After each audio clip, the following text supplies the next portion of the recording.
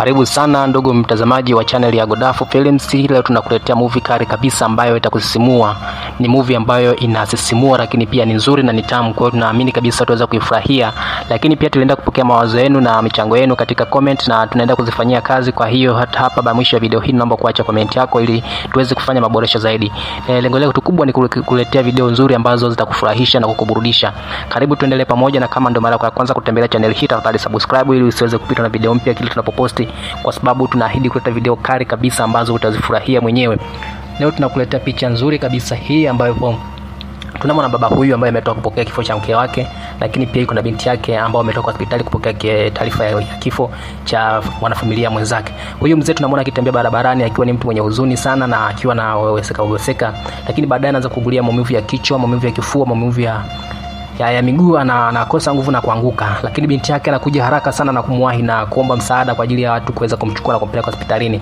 Bahati nzuri anapata msaada na kumpeleka hospitalini, lakini anakuja daktari na kumueleza kwamba gharama zinazohitajika kwa ajili ya matibabu ni naira 50,000 ambazo hawezi kuzimudu. Anaamua kwenda kwa rafiki yake ambaye ni mfanyakazi mwenzake na baba yake. Anakwenda kumomba msaada wa fedha ili aweze kumkopesha na aweze kumtibisha baba yake. Lakini kijana huyu hakuwa na muamini sana kwa sababu ni binti wa baba ambaye ni maskini, kwa hiyo hakuweza kumkopesha na ile 50,000 kwa ajili ya kwenda kumtibisha baba yake. Badala yake aliweza kumfukuza nyumbani kwake. Alitumia nguvu sana, alimsihi sana ili aweze kumkopesha pesa na akimwahidi kwamba ataweza kumrudishia, lakini kijana huyu hakuweza kumsikiliza kabisa. Kijana huyu ni handsome na ni tajiri sana na jina lake anaitwa Steve. Steve ana rafiki yake ambaye mara nyingi huwa anampa ushauri, akipata changamoto yoyote na kwenda kuomba ushauri kwa rafiki yake. Huyu tutamfahamu mbele. So baada ya hapo binti huyu anaitwa Helen. Helen anakwenda hospitalini kwa ajili ya kumkuza baba yake, lakini anakwenda kupokea taarifa ya kwamba baba yake amefariki kwa sababu hakuweza kupatiwa huduma yoyote kwa sababu hakuwa amelipia malipo. Kwa hiyo anakuwa amepoteza wazazi wote wawili. Hivi punde alipoteza mama yake katika hospitali hii na hivi sasa anapoteza baba yake katika hospitali hii. Anajaribu kuwalaumu sana kwa kwamba hii ni hospitali ambayo inaokoa maisha ama ni hospitali ambayo inatoa maisha ya watu. Kwa nini wazazi wangu wote wanafia mahali hapa kwa muda mchache katika hospitali hii? Unaambia hilo sio kosa langu kwa sababu nafuata utaratibu, siwezi kutoa huduma yote mpaka pale malipo yatakapokuwa yamekamilika. Sasa tunamwona pia binti huyu Helen anakuwa katika barabarani akiwa na msongo mkubwa sana wa mawazo, akiwa amepoteza wazazi wake wote wawili katika muda mfupi. Lakini Steve anatokea kwa nyuma akiwa na gari, anashuka kwa hasira akimwona Helen akiwa anatembea kuziba njia nzima. Anafoka na kumlaumu sana, kwa nini unatembea njia nzima, unataka unifie njiani? Lakini Helen alikuwa kuna huzuni sana, anakasirika pia kwa sababu Helen alikwenda kumkopa pesa Steve, lakini Steve alimnyima pesa na hatimaye baba yake akaweza kufariki. Kwa hiyo akamweleza, nilikuja kukopa kwako pesa lakini ukaninyima. Sasa tazama, baba yangu amefariki na wewe pesa ulikuwa nazo na uwezo kunisaidia ulikuwa nao, lakini umeninyima, baba yangu amefariki. Steve hakujali sana kwa sababu ni tajiri, kwa hiyo hakuwa na thamini sana maisha ya maskini. Kwa hiyo alienda kumlaumu, kwa nini unaziba njia nzima. Maneno yalimkashifu sana, alimchoma sana Helen. Helen akakasirika na kumpiga kibao, akamwambia hata kama ni tajiri huwezi kuvuka mipaka ya utu, watakuwa na mipaka. Kitendo kile cha Helen kumpiga kibao Steve alimind sana, alikasirika sana. Kwa nini ampige kibao tena barabarani? Yeye ni mtu tajiri sana. Helen aliondoka na Steve aliondoka. Baadaye Steve aliagiza vijana wawili kwa ajili ya kwenda kumteka Helen. Wale vijana walimteka Helen na kumpeleka nyumbani kwa Steve. Steve alikuja akamwambia Helen, tafadhali ulinipiga kibao barabarani, utalipia gharama hiyo, lakini pia baba yako alikuwa na mkataba wa naira 1,000,000, kwa hiyo utabidi ulipe wewe kwa sababu baba yako amefariki. Kwa hiyo utakubidi kulipa hilo deni. Helen alimwambia, nitalipa hilo deni lakini niache nikatafute kazi kisha nitakuja kulipa deni lako. Kumbuka Helen ni msomi, amesoma lakini bado hajaajiriwa. Kwa hiyo alimsihi Steve amwachie aende katafute kazi, akishapata kazi atapata mshahara na kutakuja kumlipa deni lake. Lakini Steve akamwambia, huwezi kutoka hapa, badala yake utafanya kazi za hapa ndani na deni lako litaisha. Helen alikataa kwa sababu yeye ni msomi, hawezi kufanya kazi za ndani. Alisema itachukua muda mrefu sana kwa ajili ya kukamilisha kazi zote na kukamilisha deni hilo. Kwa hiyo ni bora akaenda kufanya kazi akanamrudishia pesa yake, lakini Steve aligoma. Steve alikwenda kununua sare kwa ajili ya mfanyakazi wake, mfanyakazi wa ndani ambaye ni Helen. Lakini sare hii ilikuwa ni ya kumkomoa kwa sababu ilikuwa ni gauni ambalo ni pana sana, linamvaa mara mbili. Litakuwa Helen alikuwa na mwili, lakini gauni hili lilikuwa linaweza kumvaa mara mbili. Helen hakuweza kufurahishwa na ile gauni, badala yake alichukua gauni jingine. Huyu tunamwona ni shost yake na Helen ambaye amemletea zawadi rafiki yake, ameletea zawadi ya nguo. Lakini Alipoingia ndani Helen na zile nguo Steve akamuuliza hiyo ni nini, akamwambia hizi ni nguo. Akasema hizo nguo sitaki kuziona katika nyumba yangu, kwa hiyo zitoe nje, sitaki kuziona kabisa katika nyumba yangu. Kama ni nguo nitakununulia kwa gharama yoyote ile, lakini sitaki hizo nguo ziingie katika nyumba yangu hii, kwa hiyo zitoe nje.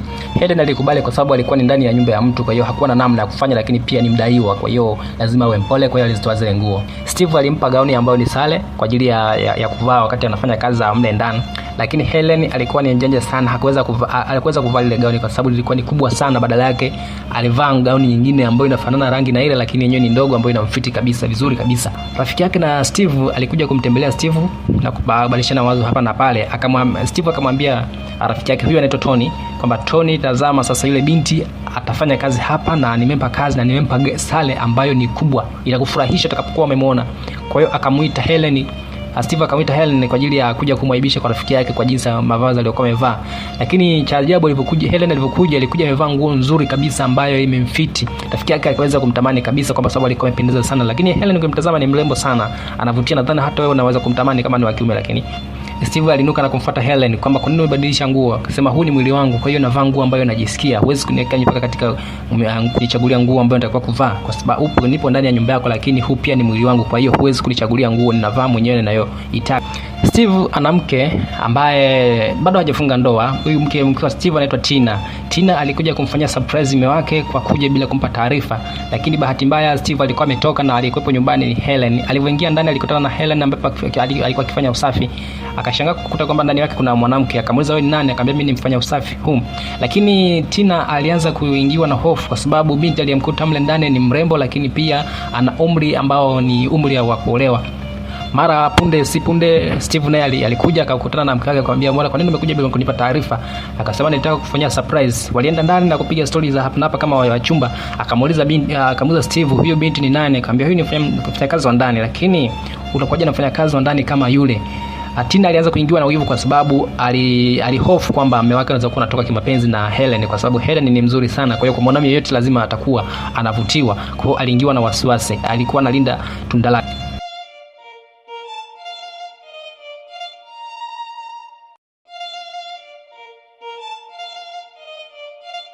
Anza kumtumikisha kazi ngumu. Alimwagiza kupika chakula fulani hivi mithili ya mihogo ambayo ilihitajika kupondwa ili kuweza kupikwa. Wakati akiponda Helen aliumia mkono na ilimbidi aendelee shughuli kwa sababu Tina alikuja kumsimamia jikoni ili aweze kupika chakula ipasavyo. Lakini wakati anaandaa chakula, wakati wako mezani, Tina na Helen anakuja kugawa chakula kwa Steve. Steve alimuona Helen akiwa amefunga bandage mkononi, akamuuliza umekuaje hapo? Akamwambia nimeumia. Kwa hiyo akamfungua. Wakati anamfungua Tina alikuwa anaona wivu kwa sababu Steve alionekana kumjali sana Helen. Yale maumivu yalimpelekea Helen kuweza kupata homa kali na kuzidiwa sana, lakini Tina hakuwa anajali sana. Badala yake Steve ndio alikuwa anamjali sana Helen, na jinsi alivyokuwa anamjali Helen, Tina alikuwa anaangiwa wivu sana. Kumbuka kwamba Tina ni mchumba wa Steve, lakini hawaishi pamoja mara kwa mara. Mara nyingi Tina anakuwa katika nyumba yake. Steve ana nyumba yake, lakini Tina pia ana nyumba yake. Kwa hiyo wanapokuwa wanahitajiana basi wanakuja. Kwa hiyo Tina aliondoka, lakini pale akabaki ni Helen na Steve. Steve akawa anamjali sana Helen. Ile homa ilimpelekea sana Helen kuweza kuzimia, kupoteza fahamu. Ilibidi Steve amchukue na kumpeleka hospitalini. Hospitalini kule ilionekana kama damu imepungua sana, kwa hiyo inahitajika kuongezewa damu, na akadai kwamba hospitali imeishiwa, kwenye benki ya damu imeisha damu, kwa hiyo inabidi apatikane mtu akwenda kutoa damu. Steve alimpigia simu rafiki yake Tony kwa ajili ya kuja kumpa company. Kwa sababu haikuwa rahisi sana kuweza kumpata mtu, basi Steve ilibidi atoe damu kwa ajili ya kumpa Helen. Baadaye Helen alipata hueni na wakaruhusiwa kurudi nyumbani. Alishangaa kumwona Steve akimhudumia Helen. Helen alishtuka na kumwambia hapana, huwezi kunihudumia, mimi ni mjakazi wako na wewe ni bosi wangu, kwa hiyo huwezi kunihudumia. Lakini kwa sababu alikuwa ni mgonjwa, basi Steve alimsihi sana kuweza kupokea juice ile ambayo Steve anamhudumia Helen. Steve anarudi kwa rafiki yake na kwenda kuomba ushauri, kwa sababu mambo yakiwa yamemzidia sana Steve huwa anaenda kwa Tony kwa ajili ya kupata ushauri hapa na pale. Rafiki yake anamwambia huyu binti inabidi umwache aende kwao, lakini Steve anagoma kwamba ataendelea kukaa hapa mpaka pale mimi rafiki yangu itakaporidhika, kwa sababu ana deni langu. Baada ya Steve kutoka kwa rafiki yake, alikuja nyumbani na kuvaa apron hii inavaliwa hapo na wapishi inaitwa apron. Kwa hivyo apron kwa ajili ya kwenda kuandaa mapochopocho jikoni, lakini alipokuwa amemaliza kuandaa, mke wake alifika na kushangaa kumkuta kwamba akiwa amevaa vile. Mke wake alishangaa sana, kwa nini unavaa vile na mpishi yupo? Alimwambia mpishi ni mgonjwa, kwa hiyo ninafanya kazi ya kumsaidia. Sasa mke wake alipata wivu sana na akamwambia chagua mmoja, anachagua Helen ama anachagua Tina. Lakini kwa sababu ya hasira Steve alimwambia nachagua Helen, nampenda Helen. Basi ilimbidi Tina aweze kuondoka. Muda si muda basi, wakati Helen ametulia, alishangaa kumuona Steve akija na mfanyakazi na binti, akamtambulisha kwamba huyu ni mfanyakazi wa ndani, atakuwa nasi hapa akikusaidia kazi. Helen alishangaa kwa sababu yeye ni mfanyakazi, lakini bado ameletwa tena mfanyakazi wa kumsaidia kazi. Hii Steve aliona kwamba kwa sababu Helen ni mgonjwa, basi aweze kumletea mfanyakazi mwingine wa kumsaidia wakati yeye akiendelea kujiuguza.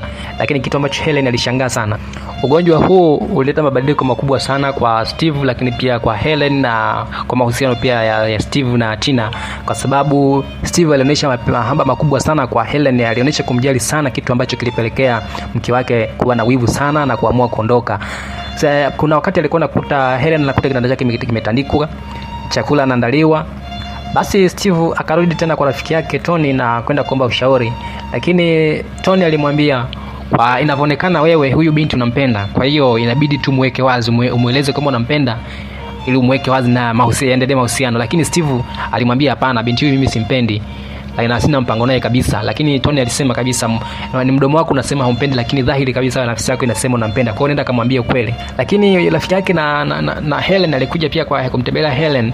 Rafiki yake pia alimwambia Helen kwamba kijana huyu anakupenda, kwa hiyo inabidi umwambie tu kama wewe unampenda. Helen akasema hapana, mimi sijawahi kumfikiria kabisa. Lakini rafiki yake alisema unasema hivyo, lakini nafsi yako inakwambia unampenda, kwa hiyo jaribu kumueleza. Lakini kumbuka kwamba Steve alimwahidi wakati akiwa naumwa, alimwahidi Helen kwamba atampeleka kumtafutia kazi, atamtafutia kazi. Na hili swala Helen alikuwa ameshamwambia rafiki yake. Kwa hiyo rafiki yake akamwambia huyu kijana anakupenda, kwa sababu angekuwa akupende asingekutafutia kazi. Sasa wewe jaribu kumwambia ukweli. Lakini Helen akasema hapana, lakini alipokuwa anafikiria alionekana kama jambo ambalo linamwingilia sana kichwani. Basi Steve alikuja na ule ushauri wa Tony, akaja akaandaa meza safi kabisa, alikatia maua safi kabisa kama unavyoona kwa ajili ya kuweza kumvutia Helen.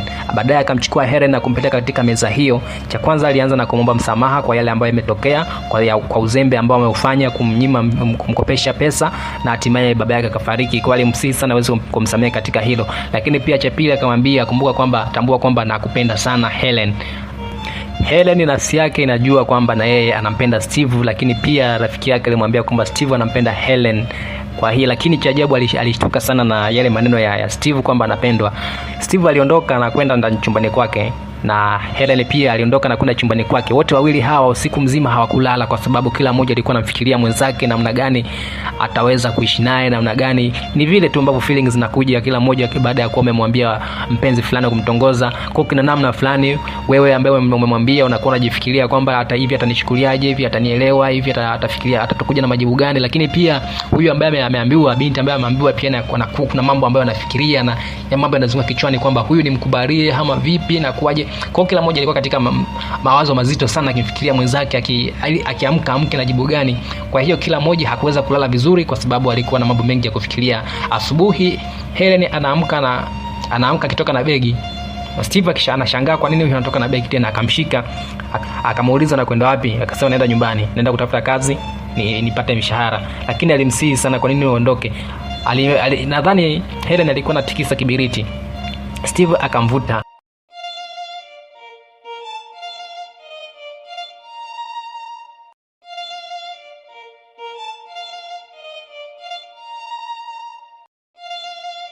Sasa kinachoendelea hapa mimi sitaki kusimulia na kuacha watazame mwenyewe mwanzo hadi mwisho. Sitaki nisimulie comment zikawa nyingi kwamba namuonea wivu Steve.